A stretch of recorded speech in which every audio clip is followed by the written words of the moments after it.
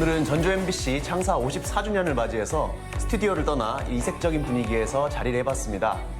막걸리를 사이에 두어서 막간, 전북의 이슈를 허심탄회하게 이야기 나눈다고 해서 토크, 그래서 타이틀이 일명 막간 토크 전북의 취하다입니다. 반갑습니다. 대단합니다. 막간 토크. 저희가 행복합니다. 스튜디오 떠나서 녹화하는 건 처음이거든요. 네. 다들 좀 정말 감회가 어떠세요? 새로운 경험인 것 같아요. 새로운 경험. 이거 정말 앞으로 자주 이렇게 할까요? 가능하면 훨씬 좋을 것 같은데요. 전 정기적으로 했으면 좋겠어요. 매주 이런 식으로. MBC 사정이 허락하는 한 자주 했으면 좋겠다는 저희 건의사항.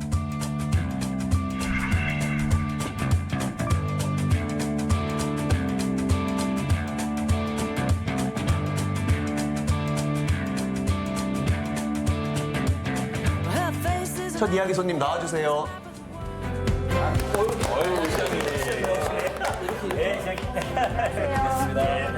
어서 오십시오.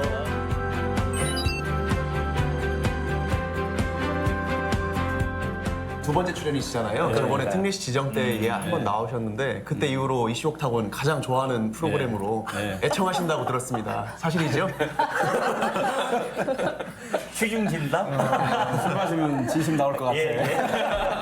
네, 일단 오셨으니까 가볍게 그러시죠. 예, 잔 예. 부딪히면서 시작하시죠. 네, 반갑습니다. Some like it tied down, but I like it free. 좀 첫 이야기가 약간 무거운 주제 같아요. 지난 4월 17일 윤곽을 드러낸 전주 종합경기장 개발 계획.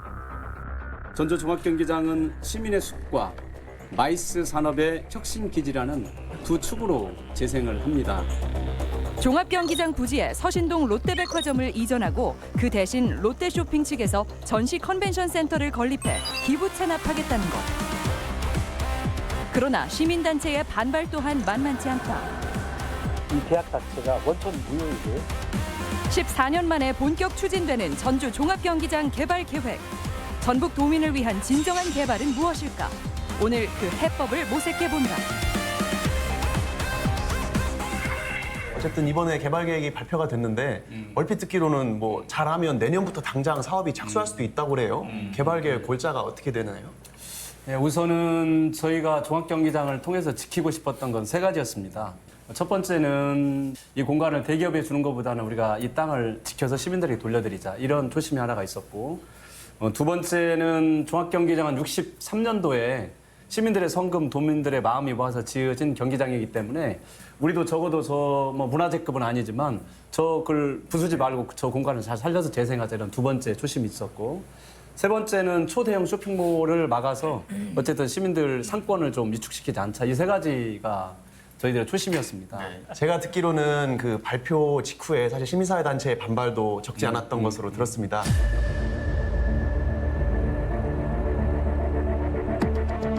이 계약 자체가 원천 무효이고요.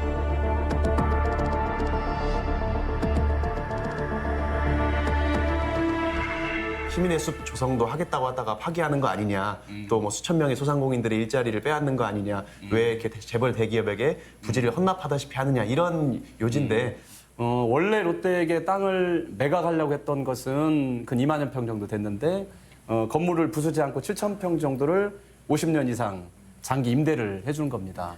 근데 많은 분들께서는 아이 뭐 장기 임대 50년 막 더 가면 주는 거나 똑같이, 이런 말씀들을 많이 하세요. 근데 그건 본질적으로 완전히 다릅니다. 그 이유는 만약에 이제 저희가 매각을 하게 되면 나중에 그 지가가 어마어마하게 상승하기 때문에 그 차액을 기업에서 다 가져가는 거고, 두 번째는 쇼핑몰 이렇게 뭐 수십 년 동안 잘 되라는 보장이 없기 때문에 결국 하다가 안 되면 거기가 결국은 지을 수 있는 게 아파트밖에 없기 때문에 아파트 숲으로 가는 걸 저희가 막는 거고, 세 번째는 이제 기업이 만약에 이거를 매각을 하게 되면 자기 돈 들이지 않고도 매각 받은 거기 때문에 담보물건을 해가지고 은행 돈으로 사업을 하게 되는데, 이런 면으로 보면 본질적으로 완전히 다른 거죠, 사실은. 예, 벌써 그 반대 의견에 대한 반박까지 미리 준비를 해주셔서 그런 것 같은데 저희 출연진 분들도 의견을 각자 들어보고 싶습니다. 네. 원래 이제 그 조성하는 것 중에 지금 특히 문제가 되는 것은 마이스의 그 수비잖아요, 지금. 네. 이제 그곳에 롯데가 들어오게 되고 이제 뭐 또 컨벤션 짓고 호텔도 짓고 뭐 이렇게 되면서 왜 이 큰 일을 갖다가 스스로 누구에게도 이야기하지 않고 그래서 이야기했겠죠, 물론. 그렇지만 이제 받아들이는 관점에서 있는 그대로 액면 그대로 좀 열어놓고 더 소통하고 시민들하고 그런 문제에 대해서 좀 더 많은 이야기를 했다라고 한다면 더 좋았을 텐데. 지금 저희가 현실적으로 분명한 거는 한옥마을이 어느 정도 지금 상당한 위기 상황에 와 있기 때문에 체류형 관광지로 가기 위한 컨벤션 사람이 반드시 필요한 입장에도 있고, 그리고 더 지금 약간 저희가 시간이 촉박했던 것은 우리 시민들 즐기기 위한 야구장이라든지 종합경기장이 반드시 필요합니다. 특히 야구 인구는 뭐 워낙 기하급수로 많이 늘어났기 때문에 그 신청 기간이 사실 이제 엊그제에 임박했는데 임박하기 직전 2주 전쯤, 열흘 전쯤에 롯데하고 최종적으로 어느 정도 대화가 됐고 약간 그런 시간이 촉박한 면이 없지 않아 있었고, 그 과정에 이제 롯데라든지 도하고의 협의 과정이 막판에 몰려 있었기 때문에 그 점은 저희가 굉장히 아쉽게 생각을 합니다. 그렇지만 근데 예. 지금 이제 경제가 어렵다 하는데 지금 뭐 객사도 그렇고 조금씩 이제 활성화되기 시작했는데 여기에 그 현 롯데백화점의 2배 이상의 어떤 규모의 쇼핑센터가 들어선다면 또 우리 이 지역 경제를 정말 따뜻하게 지키고 계시는 우리 중소상인들의 이 어려움은 또 어떻게 할 거냐. 어차피 쇼핑센터라고 하는 거, 백화점이라고 하는 것은 이익의 대부분이 다 본사로 가게 되어 있는데 이런 지점에서 사실은 저는 이 계약이 안 됐으면 좋겠어요. 추진이 안 됐으면 좋겠어요. 저는 야구장, 뭐 경기장 3년 참을 수 있어요. 네. 그러면 제가 시장님 편에서 한번 좀 말씀을 한번 드릴게요. 저는 지금 너무 혼내셨던 것 같아요. 시장님의 이 방향은 저는 근본적으로 맞다고 봐요. 되게 동의를 하는데 예를 들어서 저는 가끔씩 백화점을 가요. 왜 가냐면 구도심에 있는 로드샵에 제가 좋아하는 브랜드가 없어요, 가게가. 백화점에는 있어요. 그러면 저는 그런 의미로서 백화점 가는 사람을 일반 소상공인들이 뭐라고 하진 않을 것 같아요. 예, 저는 그렇다고 봐요. 그러면 그게 전주 시내권에 있는 소상공인들하고 겹치지 하겠다고 그렇게 발표를 하신 걸로 알고는 있어요. 일단은 그런 점은 저는 있는데 국장님의 말씀을 좀 동의를 하는 것 중에 하나는 뭐냐면 그 부분을 제대로 하려면 저는 그 주변을 조금 더 확장해서 하시면 어떨까 하는 생각이 드는 거예요. 예를 들어서 지금 시외버스 터미널 보면은 읍 수준이죠. 버스 타고 가기도 어렵죠. 낙후돼 있죠. 그러면 그런 쪽에 그쪽으로 만약에 옮기는 어떤 용역이나 이런 것도 같이 생각하시면 우리 전주 시민들도 단순히 경기장이 쇼핑센터로 바뀌었다라는 측면만 생각하는 게 아니고 이게 뭔가 전체적인 어떤 밸런스가 맞게 활용이 되는구나 이렇게 인식하지 않을까요? 그러니까 이제 저희가 한잔 해볼까요? 아니 너무 진지해서 술을 입으로 들어가는지 너무 진지해져가지고. Some like it tied down, but I like it free. 계약을 취소하기 위해서 수없이 많은 노력들을 해왔습니다. 많은 노력들을 해왔는데 어쨌든 저 오기 전에 이미 계약이 우리 시에서 계약을 일방적으로 취소할 수 있는 1%의 권한도 우리가 없기 때문에 그렇지만 수없이 많은 노력을 해왔고 그래서 이번 일이 저희가 최선이라고 주장하지는 않습니다. 저희가 차선의 최선이라고 좀 저희는 생각을 하고 있는데 그래서 밖에서 알려진 대로 막 900억, 막 1000억, 2000억 정도 그런 예산이 들어가는 게 아니고 310억 정도의 전체적으로 보면 그 정도 예산 차이가 나는데 우리 땅을 전체 주는 거하고 그 예산 그 가치로 보면 저희는 뭐 상쇄할 수 없을 만큼 어마어마한 차이가 있기 때문에 땅을 지키는 저희가 분명한 이유가 있는 거고 이제 소상공인 문제가 그 말씀을 많이 하셨어요. 근데 저희도 제일 우려였던 게 원래 롯데가 가려고 했던 부분들은 이제 백화점과 쇼핑몰과 그다음에 이제 영화관 이 세 가지였는데 여기서 일단 쇼핑몰이 빠진 겁니다. 다만 또 이쪽에 지역 경제에 미치는 영향이 전에 들어올 때는 법적 과정이 아니었는데 상생 협약은 법적 과정입니다. 이제 법적 과정을 지킬 만한 이해 당사자들과 충분히 논의를 해서 그 도장을 찍어야 계약이 되는 거기 때문에 거기에 저희가 이제 안 된다면 충돌이 안 된다면 계약은 사실 못 하는 거죠. 전주 시내 사실 대규모 개발 계획이라고 하면 두 가지가 있지 않습니까? 종합 경기장도 있지만 구 대한방직초 개발 계획과 이번 종합 경기장 개발 계획이 들어서는 시설을 보면 좀 유사하단 말이죠. 개발 계획이랑 주체가 이렇게 겹치면 종합 경기장 개발이 진행이 되면 대한방직터는 개발은 유야무야 되는 거 아니냐 이렇게 생각하는 분도 계시거든요. 또 최근에 듣기로는 자왕 측에서 전주시에 그 기부 체납 비율을 53%인가로 올려서 또 다시 한번 제안서를 제출했다고 들었어요. 이제 어떻게 돼가는 겁니까 이게?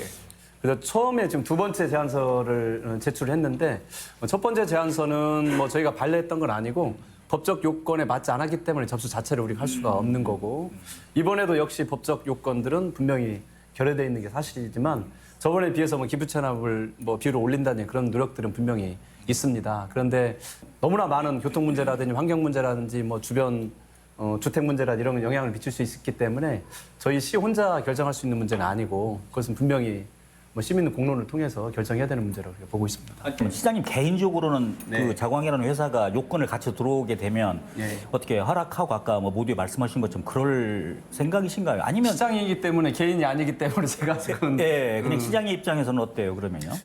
투자를 누군가 한다는 것은 전주시에 도움이 된다면 고마운 일이고 또 저 대한방직을 저대로 둬서는 책임 있는 행정은 아니라고 생각을 합니다. 저대로 둘 수는 없기 때문에 긍정적인 변화를 가져와야 된다고 생각해요. 시장님 시장님께서 일관되게 말씀하신 게 시민사회 어떤 공론화위원회를 통해서 우리가 의견 수렴을 해보겠다. 근데 그 공론화위원회의 의견 수렴이 어떻게 돼가고 있는지는 사실 언론에 나온 게 별로 없어요. 아니요, 어떻게 돼가고 있나요? 아직은 이게 어느 정도 이제 들어와야 이게 공론화위원회를 꾸리는데 기초적인 수준까지는 지금 왔다고 생각하지 않기 때문에. 네. 그 시장님. 그러니까 시민의 입장에서 이제 시민의 목소리를 뭐 이제 저와 뭐 이제 제가 뭐 소수 의견일 수도 있지만 아니 근데 왜 제가 얘기할 때마다 이렇게 지금 안주 나올 시간이라 빨리 해주세요. 네, 이 얘기는 지금 얘기되어지는 게 다 건설 부분이에요. 먼 타운 건설 안에, 먼 공항 건설 안에, 먼 택지 개발, 뭐 아파트 건설. 이게 뭘까? 이제 제가 이제 고민을 해보니까 경제가 너무 어려워지니까 개인뿐만 아니라 기업도 살아남기 위해서 정말 적극적으로 지역과 정치권에 압력을 행사하는 건가? 왜 자꾸 주변에서 오로지 들리는 얘기는 건설 사업인가? 그리고 시장님도 누누이 얘기했지만 우리 전주의 가치는 문화이자 관광도 아니에요. 사실은 역사고 문화이거든요. 시장님으로서 가지는 권한과 그리고 이 도시를 어떻게 설계할 것인가에 대한 시장님의 신념을 그대로 계속 밀고 나가셔서 더 이상 전주가 어떤 개발 사업이나 내지는 이런 어떤 대자본의 어떤 이런 어떤 경제적 논리 이익에 희생되거나 그 우리의 삶이 밀리지 않았으면 좋겠다. 저희가 김승수 전주시장을 위해서 저희가 특별 안주를 준비했거든요. 한번 모셔볼까요? 그래요? 안주 주세요. 저분이 누구세요? 네? 많이 보신 분입니다. 여기 알바생이라고 하는데.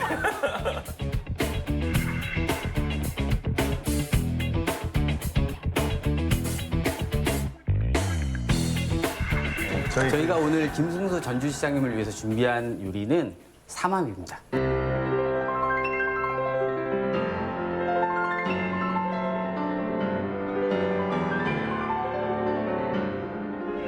여러분도 잘 아시겠지만 삼합은 전라도를 대표하는 음식으로 잘 삭힌 홍어와 김치, 수육이 잘 어우러져서 깊은 맛을 내듯이 대한방직 개발이라든지 종합경기장 문제들이 행정과 기업, 시민들과 잘 어우러져서 성숙한 전주시가 되기를 바라는 마음에서 이렇게 준비를 해봤습니다.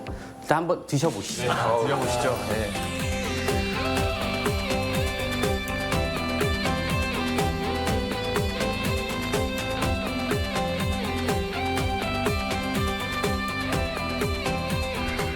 아까 잠깐 이야기 나왔는데 전주 특례시 지정 이야기 나왔었죠. 단지 인구 숫자를 특정함으로써 국가 균형 발전과 다양성을 추구하는 지방자치 시대 흐름에 역행하고 있습니다.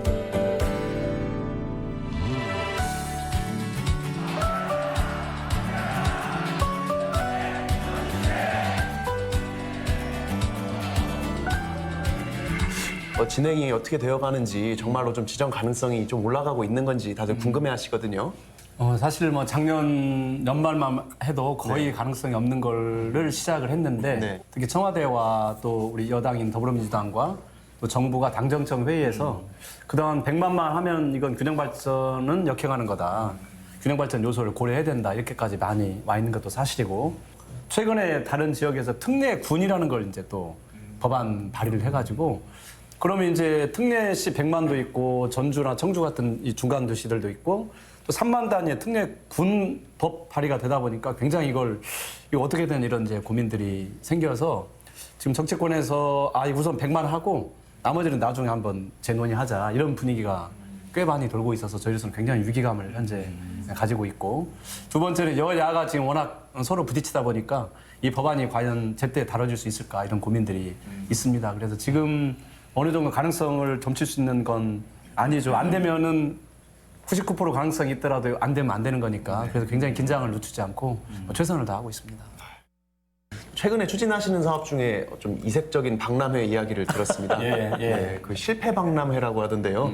어떤 내용이죠?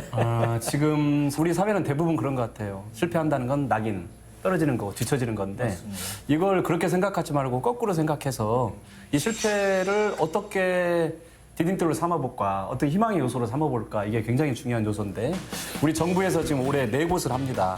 다른 곳은 이제 대구라든지 뭐 주로 방역만 하는데 기초는 저희가 이제 처음을 하게 되는데 전주에 대한 기대가 되게 높습니다. 시장님 혹시 인생에서 좀 실패하신 경험 있습니까? 실패는 많이 했죠. 근데 이제 사실은 실패라기보다는 그걸 실패라고 표현해야 될지 모르겠는데 제가 고등학교 2학년 때 아버지가 돌아가셨거든요. 근데 우리 아버지 유언이 뭐였냐면 승수야 양손에 떡 주면 안 된다.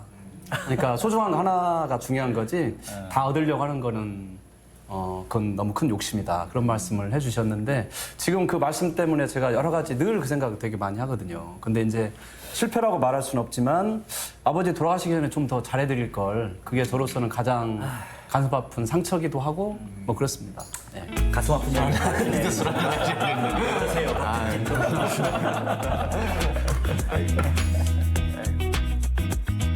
전주 MBC 창사 54주년 맞아서 덕담 한마디 해주시고 건배사 듣고 저희 짠하고 마치겠습니다. 일단 또 MBC 방송을 통해서 많은 뉴스도 듣고 또 여러 가지 좋은 콘텐츠들을 많이 흡수해서 또 삶의 좋은 기회로 삼으시는 우리 시청자 여러분들께도 진심으로 감사하다는 말씀 또 함께 응원한다는 말씀 드립니다. 제가 얼씨구 하면은 절씨구, 지화자 하면 부탁드리겠습니다. 네. 얼씨구! 절씨구! 지화자! 아이고, 감사합니다. 고생하셨습니다. 수고하셨습니다.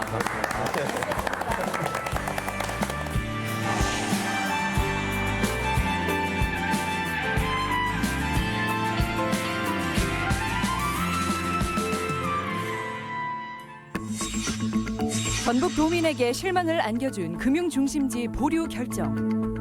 전라북도 금융중심지 공약 이행하라! 이행하라! 이행하라! 이행하라! 보류로 결정됨에 따라 그 결정 배경에 의혹과 의문이 제기되고 있다. 고질적인 문제로 지적되는 전북 혁신도시의 미비한 정주 여건과 금융 인프라. 과연 해법은 있는가? 전북 제3금융중심지 추가 지정을 위한 준비와 노력. 오늘 그 남겨진 과제들을 짚어본다.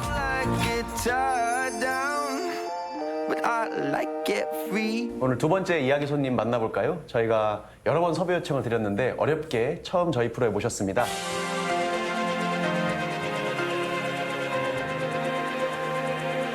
네, 손님 기다리고 계시니까요. 들어오세요.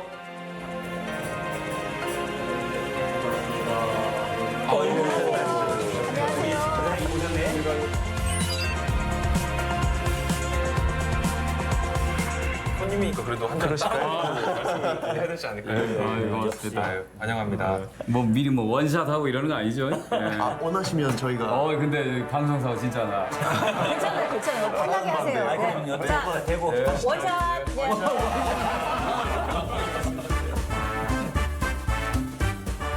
가급적이면 자주 나와서 그렇게 도민들이나 했습니다. 시민들께 목소리 좀 들려주세요. 그러니까 뭐 여러 번 섭외처 있었는데 네. 우리 아마 실무자들이 패널분들이 너무 세서 제가 과연 거기 가서 감당할 수 있겠나 싶어서 저를 출연 안 시킨 것 같아요. 그런 사람 없는데? 이 사람도 저는 알 것 같아요. 그러면서 누구를 쳐다보는 것 같은데. 최근 일이었죠. 예. 지난 12일이었는데 금융위원회에서 저기 금융중심지 지정 추진위원회를 했는데 일단은 지정받지 못한 것으로 보류 결정이다 이렇게 들었어요. 예, 예, 그래서 예. 그 부분에 대해서 잠깐 언급을 해주시고 그다음에 이야기 나누겠습니다. 예, 저도 아쉽게 생각합니다. 네. 그러나 뭐 실망할 필요는 없다고 보고요.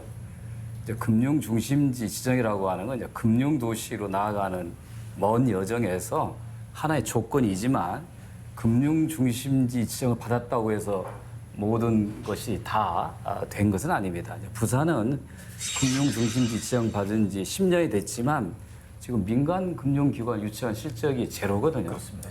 전주는 불과 기금본부가 이전한 지 2년 된 사이에 거대한 미국의 두 은행인 SSBT와 멜론 은행의 이 지점을 전주에 유치한 것처럼 오히려 속도 측면에서는 전주가 훨씬 더 낫다 이렇게 생각하고요. 너무 실망하지 말고 차분히 잘 준비해 가면은 반드시 문재인 정부 내에 지정을 받고 또 금융 도시로 뻗어나갈 거라고 저는 자신 있게 말씀드립니다. 그러니까 저 같은 경우도 이번에 제3금융지 선정이 탈락된 거는 조금 안타까운 일이지만 그래도 좀 기분이 나쁘지 않았던 건 그 서울과 부산 기존의 금융중심지 니들도 잘한 건 없다라는 게 명시가 되어 있더라고요. 그렇습니다. 기존의 서울과 부산이 금융중심지 지정을 받은 지 10년 동안 더 앞선 게 아니, 더 앞장서 나간 게 아니고 거꾸로 국제적인 기관들 평가하는 순위가 오히려 거꾸로 떨어졌거든요.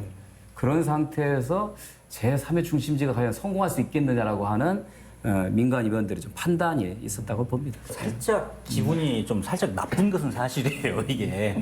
왜냐하면 우리의 그 희망 기대치가 사실상 그만큼 이제 컸다. 뭐 이제 이런 분명히 차원이 있을 것 같고 대선 공약이기도 하고 그리고 그보다 더 큰 차원에서 이야기를 하자면 이 균형 발전이라고 하는 측면에서도 지금 이게 또 함께 고려되고 생각했었던 그런 국가 정책 중에 하나인데 야 이게 이런 식으로 일단 보류 판정이 났지만 사실상 우리를 너무 무시해가지고 이게 정말 무산시키는 게 아니냐라는 그런 생각이 들 정도로 비슷한 의견인 것 같은데, 그러니까 사람들 이야기를 들어보면 지금 용역 결과 보고상으로 우리가 지정받지 못한 이유는 어떤 뭐 특화 모델이 구체화가 덜 됐다거나 어떤 인프라 조성이 좀 부족하다 이런 내부적인 여건이 미비하다는 내용인데 사실 이거는 어떤 외부적인 명분에 불과하고 그렇지. 어떻게 정치적인 정부적인 판단이 들어간 거 아니냐 부산표라든지 경남표를 의식해서 좀 부산에 사실 반대가 또 있지 않았습니까? 그런 거를 좀 의식한 정무적인 느낌이 들어간 거 아니냐 이런 시각이 있습니다. 그런 판단, 그런 주장은 이제 정치권 일각,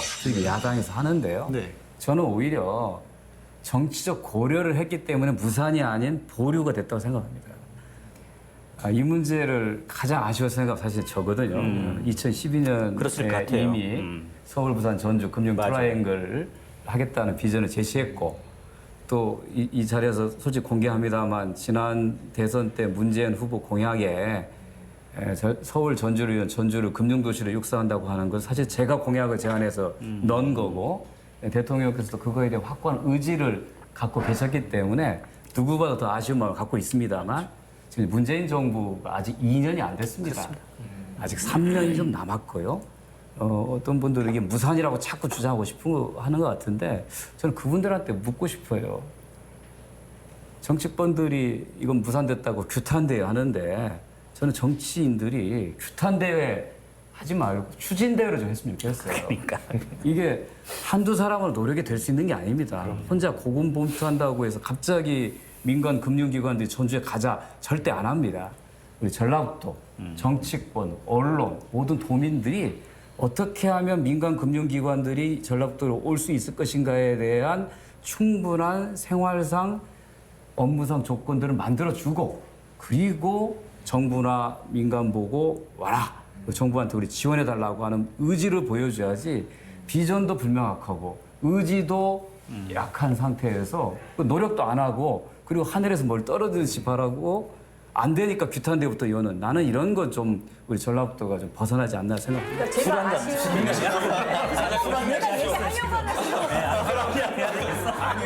아니요, 국장님 아니에요. 아니에요. 이번에는 진짜 내가 건강하려고 했어요. 아니 지금 타임이 딱 그 타임이었어요 원래. 객관적으로 힘든 예를 들면 뭐 민자 유치를 통한 금융센터 건물이 들었으면 이게 금융타운이 되거나 중심지가 되는 거 아니잖아요. 부산이 그렇게 해서 실패한 거 아닙니까? 네네. 예. 그러니까 저희도 일단은 어떤 그런 이제 인프라는 인프라되 말씀하신 대로 혁신도시에 거주하는 주민들 그리고 거기에 정주하고자 하는 그런 많은 기업들과 그 근무하시는 분들의 어떤 생활 인프라부터 잘 네, 구축해서 그렇습니다. 살고 예. 싶은 혁신도시 그러면, 네. 좀 이런 거에 먼저 좀 접근하면서 차근차근 예. 갔으면 좋겠는데 네.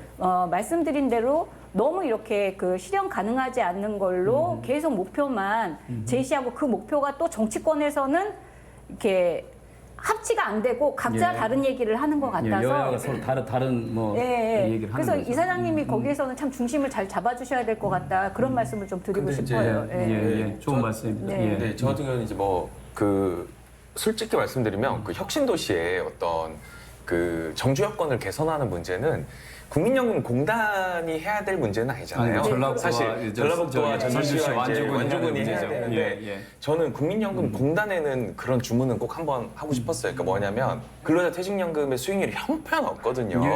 그런데 그 왜 형편없는가를 봤더니 일반사 금융사의 운용 인력도 없고 대부분 원금 보장형 선택하니까 딱히 뭐 운영할 거 없고 하니까 지금 사실 잘 몰라서 그렇지 퇴직연금이 국민연금보다 수익률이 훨씬 낮지 않습니까? 그렇죠. 네. 그러니까 이제는 퇴직연금하고 개인연금도 각자 기관에서 맡기는 게 아니고 국민연금처럼 전문 운용 인력이 운용하는 대로 일단 통합해서 전문적으로 할 수 있는 거를 추진해보자라는 개정안이 발의가 됐으면 예. 지금 우리는 거기에 대한 선점할 수 있는 메리트를 갖고 있다고 저는 생각을 하거든요. 예. 사실 이 말씀 사실 천기누설에 해당하는 건데 그렇습니까? 네. 그 저희 계획과 구상 속에는 있습니다. 다만 국민연금공단은 정책을 결정하는 기구가 아닙니다. 네, 네. 이거는 정부, 국회가 결정하는 거고 저희는 그 결정에 따라서 집행하거든요. 집행하는 기관이 이 정책 방향 이렇게 한다고 제안하면 그 다음날 제가 이제 불려가서 이제 까이는 거죠. 그래서 저희 계획과 구상 속에서는 분명히 이것도 있습니다. 그게 저희가 생각하는 전주를 연기금 중심의 금융 중심지로 만들겠다고 하는 2012년 구상 속에 있는 거죠. 그래서 현재 국민연금은 현재 660조, 아마 오늘은 680조가 넘었을 겁니다. 몇 년 안에 1000조가 넘어갈 거고 2000조 정도 가까이 올라갔다가 어느 시점부터 쭉 떨어져 가는데 그러면 이 전주를 기반으로 연기금 운용 인력과 이 노하우가 소멸하는 거잖아요. 그걸 할 수 있는 좋은 대안으로 퇴직연금을 중심으로 발전했던 시드니 금융도시 모델이 있습니다. 이렇게 하게 되면 시너지 효과가 있는 거죠. 그래서 이제 전주가 시골이고 국민연금 혼자 내려와서 고군분투하는 섬이 아니라 우리나라 연기금 모든 관련된 기관과 운영은 이곳 전주에서 하자. 그래서 우리는 세계로 나가자. 이게 저는 굉장히 현실적인 저희들의 비전이라고 생각합니다. 이 얘기를 금융위원회나 시장에 있는 분들이 아직 잘 이해를 못해서 이번에 지정하는 데에도 조금 약점을 작용하지 않았는지. 아니 그래서 저는 되게 기분 좋았던 소식이 그 뭐 올해만 해도 국민연금이 26조 수익 올리셨다고. 그런데 그런 뉴스는 중앙에 안 나오고 이사장님 페이스북에 나와요. 근데 저 이런 거는 우리 전주 그 지역 언론에서라도 많이 얘기해줘야 된다고 봐요. 네, 뭐 진짜. MBC에서도 많이 좀 해주십시오. 저도 참 감명 참 이런 거를 오래간만에 느껴봤는데 사실은 공공기관이 국민들의 어떤 그 마음을 대변하고 권리를 대변하는 것을 보기가 참 힘들었었거든요. 근데 이번에 이제 그 대한항공 거기에 그 이제 스튜어드십 코드를 적극적으로 행사하셨잖아요. 그래서 어떤 재벌 경영, 황제성 재벌 경영에 어떻게 보면 참 철퇴를 내리신 뭐 견제하시고 정확하게 어떤 그 주주의 권한을 행사하신 거를 보면서 사실은 저는 좀 아이고, 고맙습니다. 네, 너무 잘하셨다. 그래서 이사장님 뵈면 꼭 칭찬해드리고 싶었어요. 잘하셨습니다. 이사장님 뭐 지금 안주를 뭐 입으로 드시는지 코로 드시는지 모를 것 같은데 한 점 드시라고 저희 사실 오늘 저희 특집 방송이 혹시 전주 MBC 창사 몇 주년 기념 특집인지 아세요? 맞죠? 보지 말고. 54주년입니다. 아니 나갔어야지. 너무 대놓고 오셨는데. 축하 사절단 개념으로 특별 손님으로 모신 거기 때문에 저희가 거기 맞춰서 특별 안주를 하나 주문 제작을 해놨거든요. 이야. 심상치 않은데요? 대단하시네. 예, 오늘 그 김성주 국민연금공단 이사장님을 위해서 준비한 요리는 바로 이겁니다. 오. 계란 후라이네요. 오. 제3 달걀 프라이. 누가 지었어? 이름 너무 괜찮아요. 세 번째 걸 드셔야겠네요. 괜찮은데 세 번째 거. 이게 일반 달걀 후라이가 아니고 세 번째 달걀 후라이. 어떻게 됩니까? 번호를 어떻게 매겨야 됩니까? 1번, 2번, 서울, 3번. 부산, 전주죠. 뭐 이런 거 신경 안 써도 됩니다. 1, 2번 아무 뭐 신경 쓸 필요 없고 3번만 보시면 됩니다. 아, 이걸 돌려서 여기에 보니까 파도 얹혀져 있으니까 얘를 먹어야 될 것 같습니다. 그래서 서울, 부산, 전주. 부산은 제가 먹어 치우겠습니다. 터쳐버려요 지금. 노른자에 터져버렸네. 나 이런 거 안 나올 수 없잖아. 노른자에 터져버렸어. 아, 서울은 내가 안 먹을 수 없잖아. 진짜로.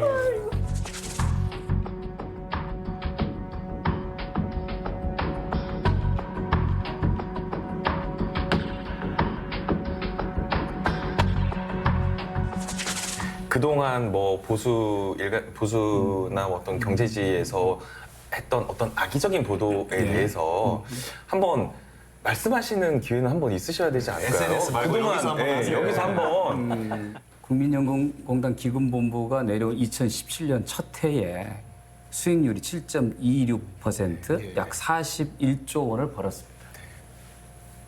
그리고 작년에 국내외 증시가 굉장히 부진한 상태에서 마이너스 0.9%, 약 6조 원 정도 손실을 입었지만 일본은 마이너스 7.7%, 약 120조 원의 손실을 입었습니다. 맞아요. 네. 그래도 제가 인터넷을 아무리 검색해봐도 아베 물러나는 일본 언론 보도를 하나도 본 적이 없어요. 우리는 유독 잘한 건 보도하지 않고 조금 부진하면 요란하게 보도합니다. 그러다 보니 국민들은 전주에 내려가서 큰일 나고 이거 다 까먹었구나. 이래 다시 서울로 올라와야 된다고 하는 이런 게 생기는 거죠. 더구나 이제 올해는 저희가 한 올 2월까지 저희가 아직 공개는 안 했습니다만 제가 MBC에서 처음으로 공개를 하는데 약 한 4% 정도 안팎의 수익률을 올리고 있고 금액으로 따지면 한 27조 벌었습니다. 아마 3월 지나고 4월 정도 되면 그게 더 크게 불어났습니다. 이게 이 문재인 정부 출범하고 전주 이전한 2년 2개월 동안 서울에서 있을 때나 과거 이명박 박근혜 정부 때보다 더 높은 수익률을 안정적으로 올리고 있거든요. 근데 사실 인력 이탈이 있었습니다. 그리고 전주라고 하는 불리한 조건이 있음에도 불구하고 굉장히 애써서 잘 운영하고 있는데 마치 엄청난 손해를 보고 있는 것처럼 하는 가짜 뉴스와 부당한 공격은 더 이상 참지 않겠다. 그 해도 너무해서 제가 이제는 이 얘기합니다. 이제는 적극적으로 나서서 국민들이 더 이상 거짓과 선동에 넘어가지 않도록 분명한 말씀들을 좀 드리려고 합니다. 그러니까 저도 검색을 해봤더니 2018년도에만 마이너스 0.9% 정도 손실이 좀 있었던 건 사실이고 장기적으로 쭉 봤었을 때 평균 5% 이상 5.4%라고 하는 이건 굉장한 수익률이더라고요. 검색을 해보니까 세계적으로도 이렇게 수익을 제일 내는 높습니다. 제일 높은 수익률인데 세계 글로벌 탑5 연기금 중에서 5.4%. 제가 2001년부터 2017년까지 그렇습니다. 5.4%면 제일 높아요. 굉장히 높은 거예요. 근데 이제 어느 경제신문에서 2009년부터 2017년까지 딱 잘랐어요. 그렇지. 그러고나 우리가 꼴찌라는 거예요. 근데 2008년에 세계 금융위기 때 다른 연기금들이 마이너스 10%, 20% 손해를 봤습니다. 그걸 빼고 하는 거예요. 아주 의도적인 조작이죠. 그걸 통해서 국민연금이 못한다. 형편없다. 실력이 없다. 이유를 보니까 전주에서 그런 거다. 다시 서울로 올라야 한다고 이런 거짓말들을 계속 퍼뜨리는 거죠. 기존의 부정적인 언론 보도는 좀 악의성이 있다 이렇게 그렇죠. 말씀을 하시는 의도적이라고 거고요. 그러는 겁니다. 네. 사실 국민들 입장에서 국민연금은 노후잖아요. 예, 요새 이제 노후 문제에 대한 불안감이 워낙 커지다 보니까 그만큼 또 관심이 가져지는 거고, 그래서 이 국민연금에 대한 이제 여러 가지 우려들이 많은데 이런 부분에서도 이 자리에서 좀 명확하게 저희 국민들의 어떤 우려, 지금 이제 뭘 우려하시는지 아시잖아요. 그런 부분도 좀 잘 설명해 주셨으면 좋겠어요. 가장 큰 불안은 기금이 소진된다. 기금이 소진되면 못 받을 것이라고 하는 불안이 가장 큽니다. 저는 그거는 의도적으로 조장된 불안이라고 저는 판단하는데요. 현재 국민연금의 기금 보유 규모가 660조, 세계 세 번째 연기금입니다. 우리 국민들한테 줄 수 있는 연금을 30년 동안 줄 수 있는 금액을 갖고 있습니다. 일본이 4년, 미국이 3년, 스웨덴이 1년, 독일은 단 2개월치만 갖고 있지만 국민들이 기금이 없어서 못 받을까 불안이 있지를 않거든요. 근데 우리는 30년치 660조를 쌓아놓고서도 기금이 떨어져서 못 받을 거라고 하는 이런 불안이 왜 갖고 있는지를 모르겠다고 스웨덴의 어느 전문가가 우리나라 얘기했거든요. 그러니까 이거는 어떤 정치적인 의도로 또는 이 보험회사와 같은 그런 경제적 이해 갖고 있는 측에서 자꾸 국민들을 불안하게 만들어서 그럼 결국 어떻게 합니까? 무슨 보험회사들은 연금 가입해야죠, 보험에. 그렇게 하는 어떤 잘못된 마케팅 방법이 이런 불안을 만들어냈다고 저는 생각합니다. 그러면 제가 지금 30대 초반이거든요. 제가 은퇴해도 연금 못 받을 걱정은 안 해도 되는 거죠? 나라가 망하지 않는 한, 나라가 존속하는 한 반드시 받는다. 지급부장 해준다고 하잖아요. 마지막으로 건배사 듣고 마치려고 합니다. 국민을 든든하게 연금을 튼튼하게. 어디서 들어본 것 같은데. 네, 그렇습니다. 예. 저희도 국민들의 노후를 든든하게 열심히 하도록 하겠습니다. 예. 국민을 든든하게, 연금을 튼튼하게. 고맙습니다. 감사합니다.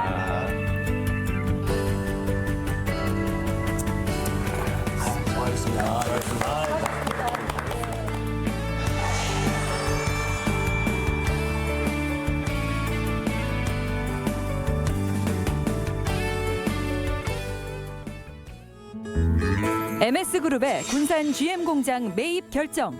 앞으로 우리 지역에 안정적으로 뿌리내릴 수 있도록 단계적인 지원 방안을 마련해 나가겠습니다. 여기에 이어진 군산 고용위기 1년 연장 소식. 군산에 불어오는 희망의 봄바람. 군산은 이제 긴 어둠의 터널을 지나 새로운 시대를 준비하고 있다. 전기차, 자율상용차, 새만금 신재생 에너지는 군산의 미래 신성장 동력이 될 수 있을까? 오늘 그 희망을 얘기해 본다. But I like it free. 전주 MBC 창사 54주년 기념 특집으로 낙관 토크 전북의 취하다 시간 진행하고 있습니다. 이번에 벌써 마지막 세 번째 이야기 손님 모실 시간인데요. 이분도 저희 프로에 한번 오셨던 분입니다.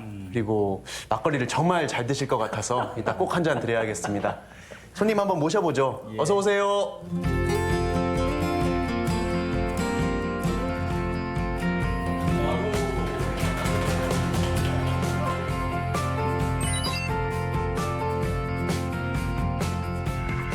네, 반갑습니다.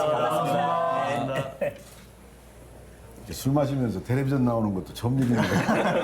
예. 최근에 그 군산에서 좋은 소식 하나 들려왔더라고요. 그동안에 한국 GM 군산공장 부지가 어떻게 될 것인가 다들 관심이 많았는데 이번에 MS그룹 측에 매각이 결정됐다고 들었습니다. 저는 처음에 MS라고 해서 뭐 마이크로소프트인가 했는데 그건 아닌 것 같고 좀 생소한 이름인데 뭐 그 명신산업, MS 오토텍 이런 기업이던데요. 뭐 어떤 곳인가요? 그 현재로서는 현대자동차 1차 협력업체고요.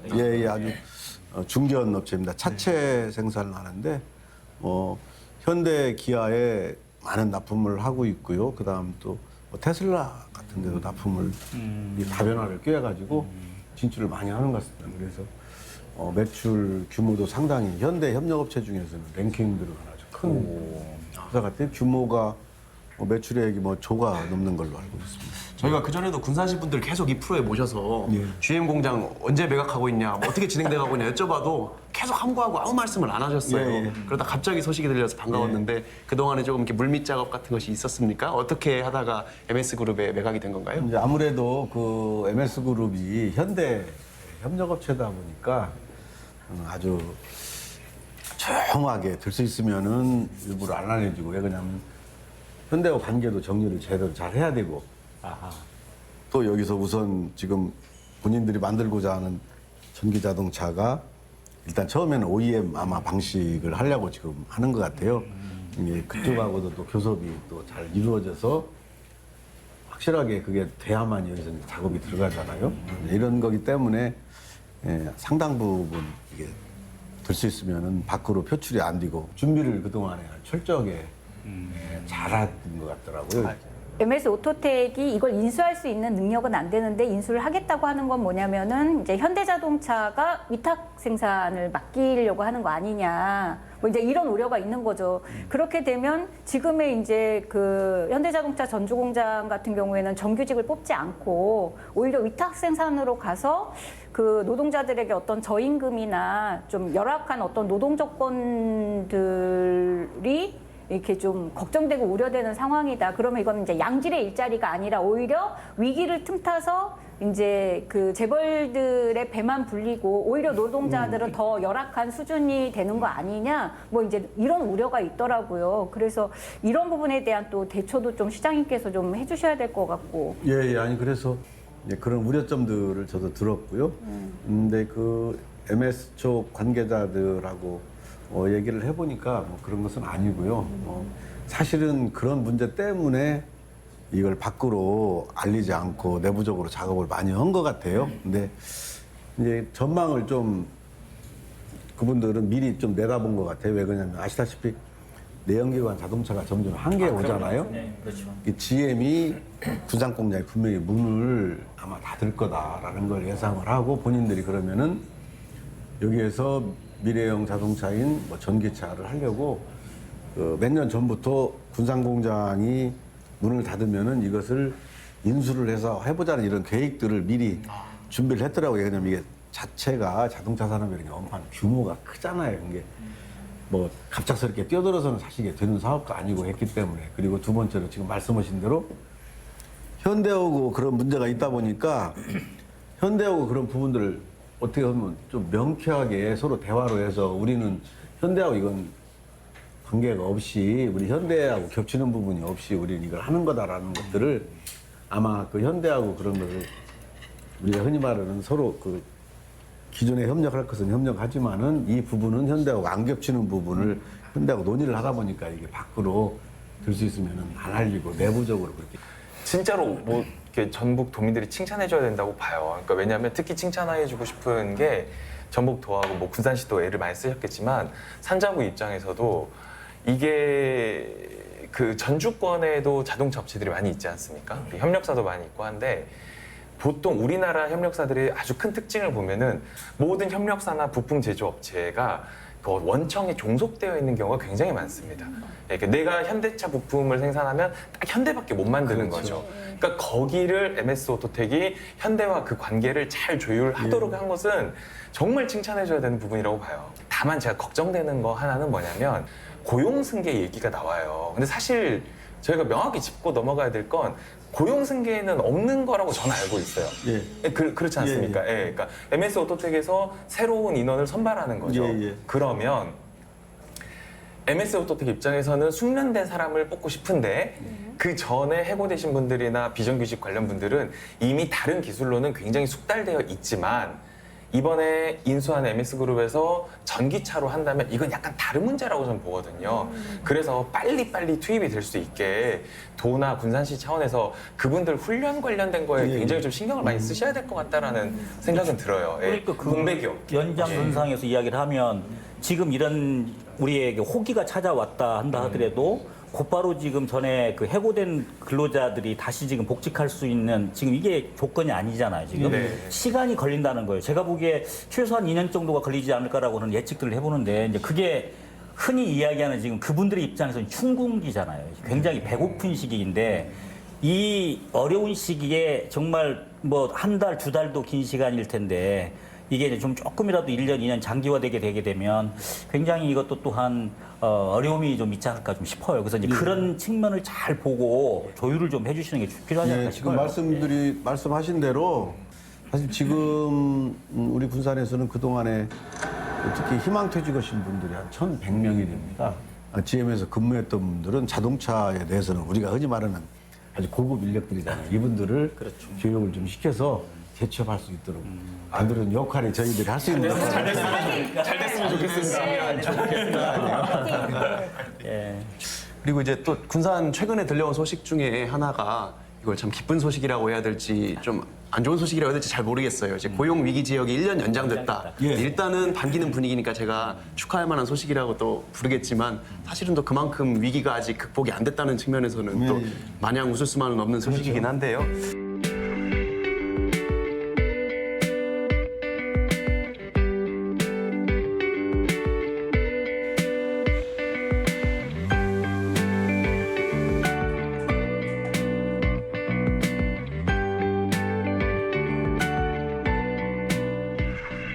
이게 1년 연장되면 군산 경제 차원에선 좀 많이 긍정적인 효과가 있습니까? 지금 말씀하신 대로 우리 그 MS그룹 인수한 우리 GM 공장의 인원들을 재취업할 수 있는 교육 프로그램을 저희들이 진행할 수 있고요.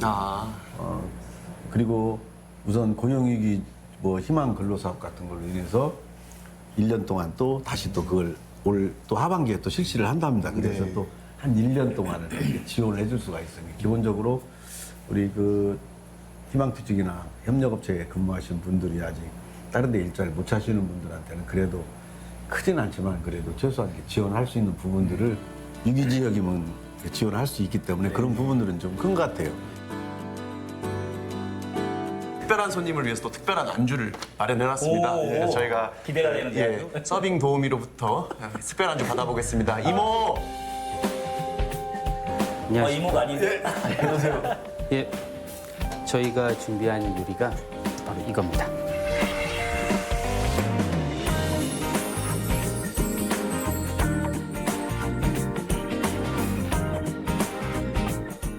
시장님께서 군산 GM 공장 노동자들을 만나러 다니실 때 정말 식사하실 시간도 없을 정도로 바쁜 시절을 보내셨는데 그때 가장 즐겨 드셨던 음식이 바로 김치찜입니다. 그래서 갑자기 숙연해지는데요. 예, 김치찜이. 군산 경제가 다시 되살아나서 전북의 김치 같은 존재가 됐으면 하는 바람에서 이렇게 준비를 해봤습니다. 감사합니다. 어때 마음에 드시나요? 예. 이분이 포장해주세요, 일단. 드셔보시죠. 다른 분들 들지 마시고 이따 포장해 주세요.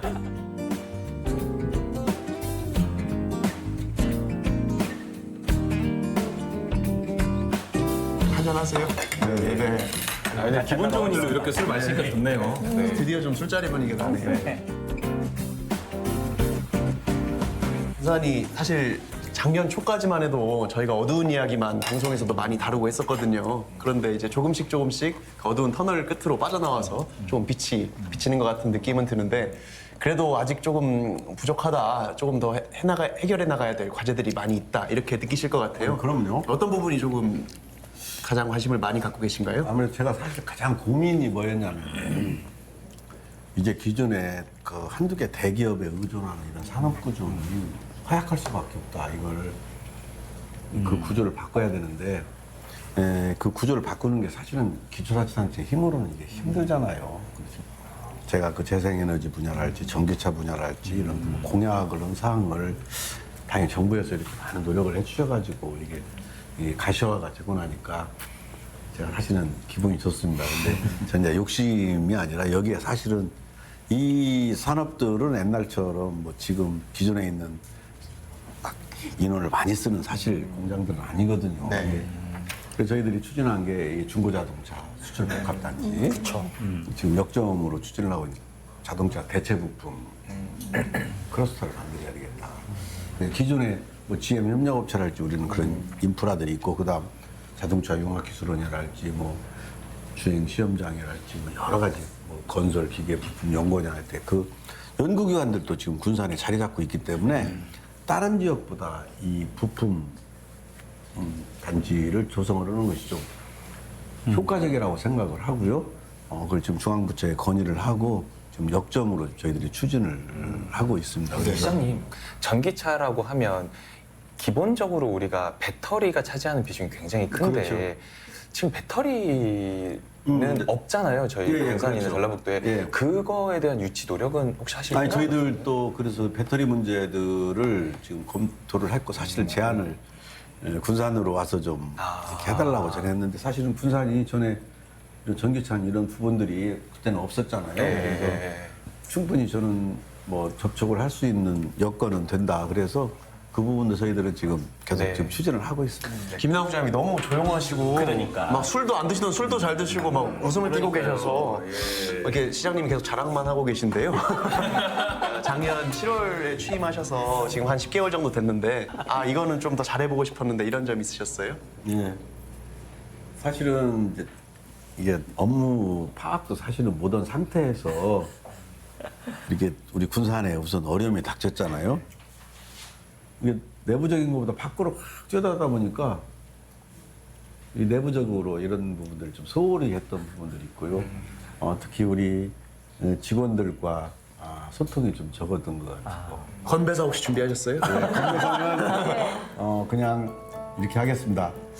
제가 느낀 것이 우리 이번에 군산을 보면서 역시 함께하면 할 수 있다라는 것이 이게 시민들이 참여가 없으면 군산사랑 상품권에서 절실히 느낀 거예요. 상품권 구입의 95%를 우리 시민이 삽니다. 이렇듯 이게 다른 지역하고 다르거든요. 참여하면 되거든요. 그래서 함께하면 된다 해서 우리 오면 함께하러 가겠습니다. 알겠습니다. 네. 멋있습니다. 자, 우리 함께!